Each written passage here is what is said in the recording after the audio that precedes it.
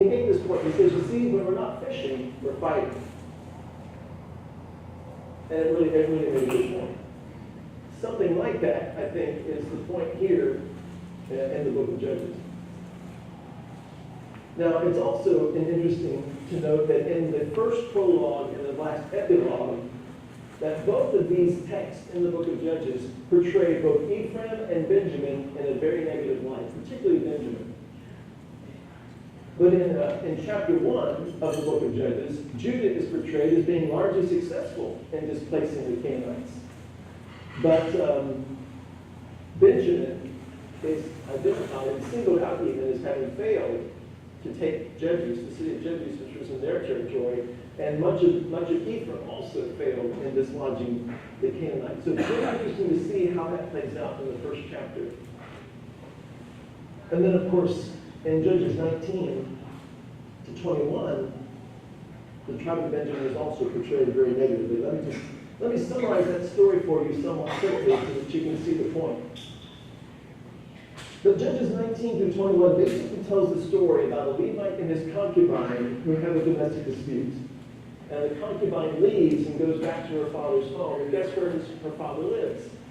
In Bethlehem. Remember when I told you about Bethlehem? Okay, so the Levite goes after his concubine to try to bring her back. Well, when he arrives at his father-in-law's house in Bethlehem, he's treated very well. In fact, his father-in-law keeps him for several days, feeding him and hosting him in a luxurious manner. In fact, every time he tries to get up and leave, his father-in-law prevails upon him to stay yet another night and enjoy more of this hospitality. And so the message that you're getting from this story basically is that Bethlehem is a place where you can count on some incredible hospitality. All right, so he's treated very, very well. And eventually, he does leave with his concubine, and he starts to head back. And as he heads back, it becomes nighttime, and they need to spend the night on the road. And they begin to talk about where best to spend the night. And some of them that are with him say, why don't we spend the night in Jebus? And he says, oh, no, let's not spend the night in Jebus. That's not an Israelite town. There's no telling what will happen to you in Jebus, right? He says, let's go a little bit further and let's stay in Gibeah, because Gibeah is not far, and Gibeah is a good Israelite town. That's a good Israelite town. We can count on some good treatment there. So they go to Gibeah. And they go to the city square, and there they stay. And no one invites them in. No one offers to give them shelter. Until an Ephraimite who happens to be working there in the area comes by and sees them and invites them to stay with him. Well, while they're staying in the Ephraimite's house, the men of Benjamin come to the house, and they say, send out the man who came to you, that we might rape him. Does that sound familiar? What does that sound like? That sounds like Sodom. So what has Gibeah become? Gibeah has become the new Sodom. You see? Now, who's from Gibeah? Who do we know from Gibeah? What famous person comes from Gibeah? Israel's first king, right? Israel's first monarch. Saul, he came from where? Gibeah. Now, where was it that this Levite and his concubine experienced such lavish hospitality? Where was that? Bethlehem. Do you hear a message? You know, it's amazing to me that at the end of the book of Judges, we don't have this tagline. I am David, and I approve this message. This reads like a political campaign ad for David, doesn't it? So, one of the things the book of Judges is trying to do is it's trying to shape our expectations of kingship. It's trying to teach us the kind of king we ought to want. And the clear message is, you should not want a Benjaminite from Gibeon. You should want a Judahite from Bethlehem. You see? Because in those days, there was no king in Israel, and everybody did what was right in their own eyes. And we saw where that got us into serious trouble. We need a king. We first need to acknowledge Yahweh as our king, And then we need to long for his human representative. Someone who can model for us what we ought to be under his kingship. And that person is David first, and then whom? Jesus, right? So there's the gospel in the book of Judges.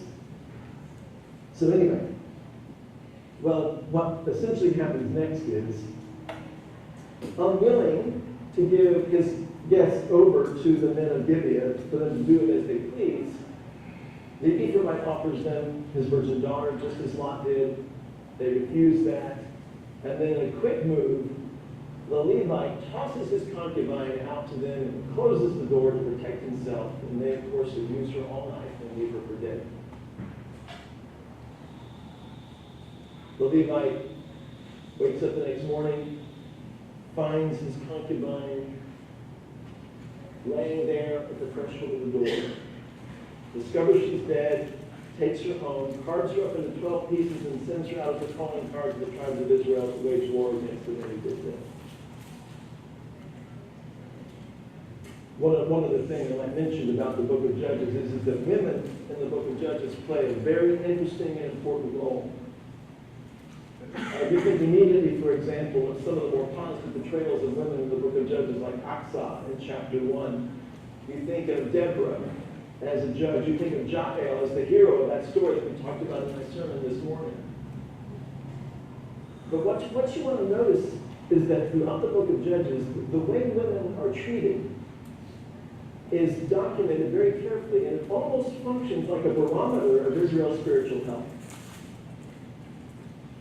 So when you come to this story, it doesn't bode well at all for the spiritual condition of God's people, that this could happen to a woman in Israel.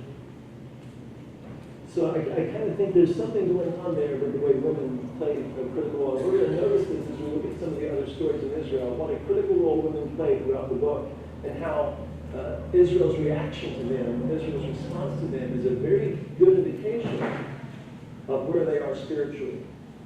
When they honor their women and respect them and treat them as equals, it bodes well for their spiritual health. But when they do not,